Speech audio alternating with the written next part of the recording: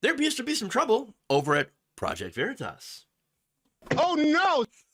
Now, the right-wing organization seems to be having some inner turmoil, which has resulted in the removal, at least temporary removal, of leader James O'Keefe. So what's happening? What's going on with this organization? Well, there's a lot, but mainly there was an internal memo that showed that O'Keefe, not exactly the best boss. I know, color me shocked, right?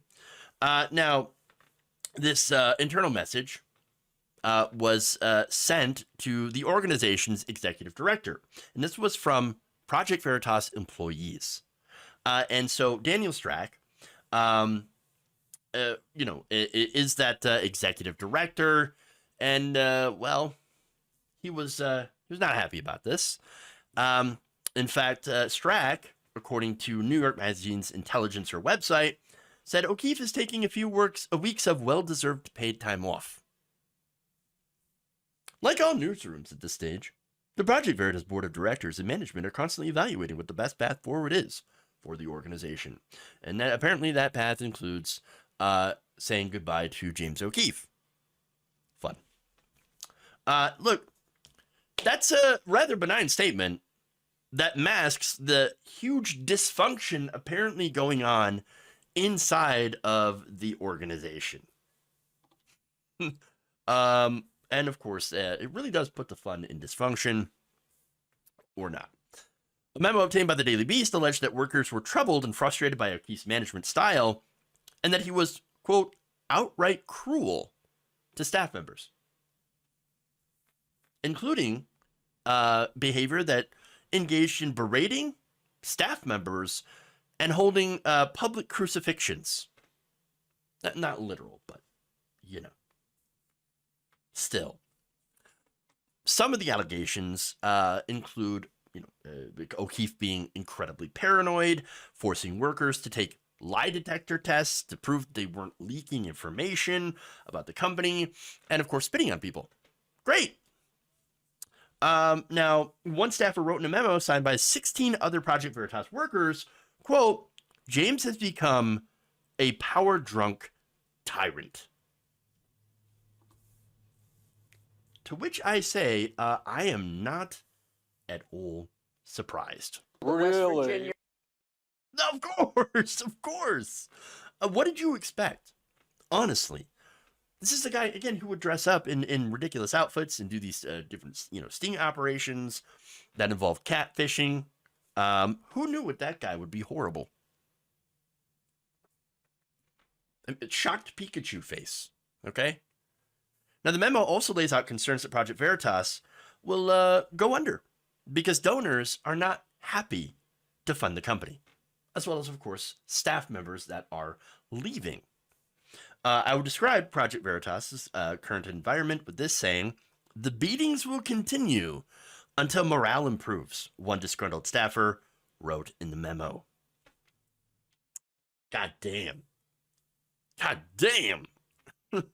One incident, an employee had complained that O'Keefe berated them in front of jurors because he was hungry.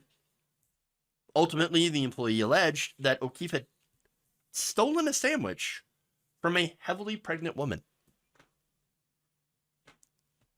Hey, you got a sandwich over there? Okay, but I need to feed my child. No, I don't care. Give me your sandwich. Give it to me now.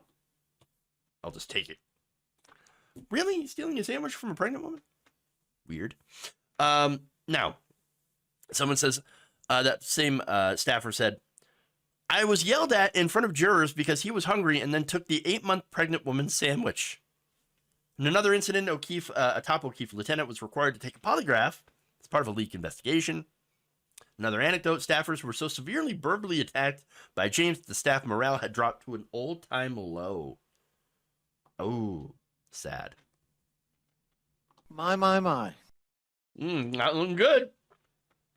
The Daily Beast also reports that the internal dissension comes as Project Veritas faces a number of outside threats issues, including an FBI investigation, an ex-employee's lawsuit alleging that O'Keefe had oversaw a raucous, sexually charged workplace with at least one drug overdose.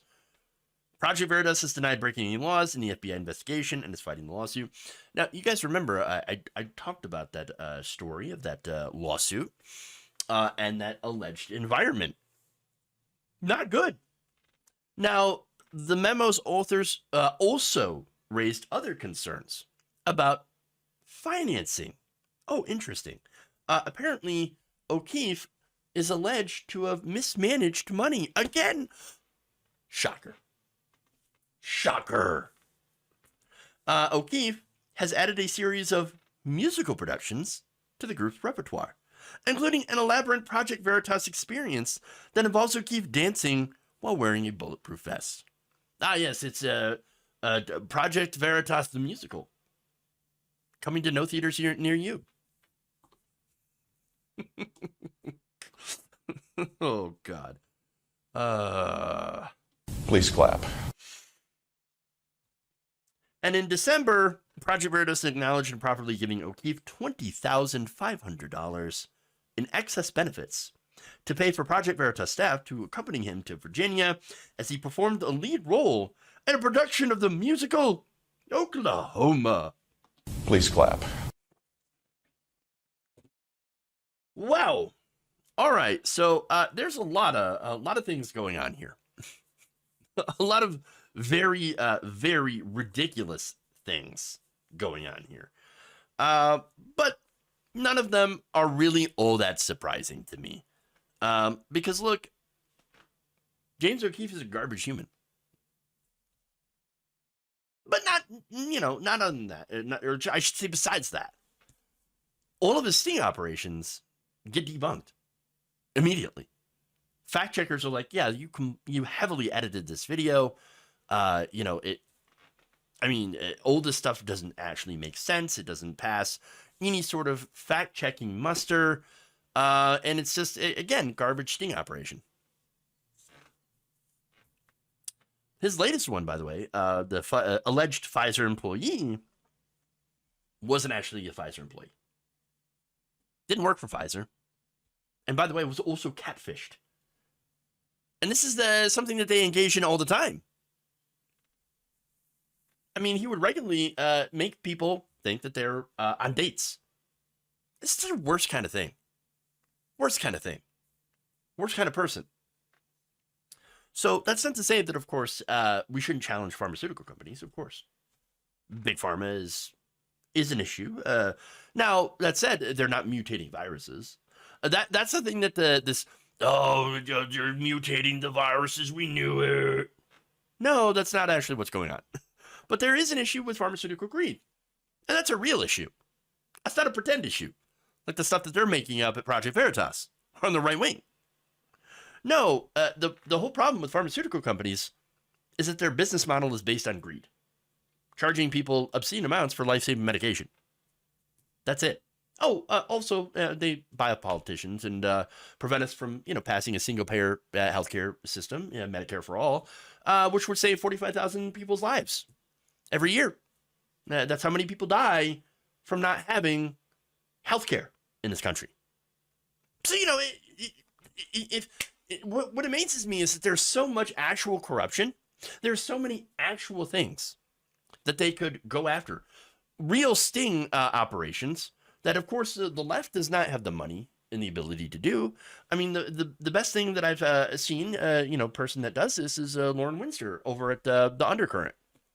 She does excellent undercover, sting operations and catches politicians, saying how corrupt they are. Imagine having the resources of a place like Project Veritas on the left to actually go and find the corruption, the real issues here. Unfortunately, we don't have that. And again, on the right wing, they're never going to do that because it turns out they actually love corruption. They love that. O'Keefe is a good example, taking all that money and, using it to fund his personal life, his personal Broadway ambitions.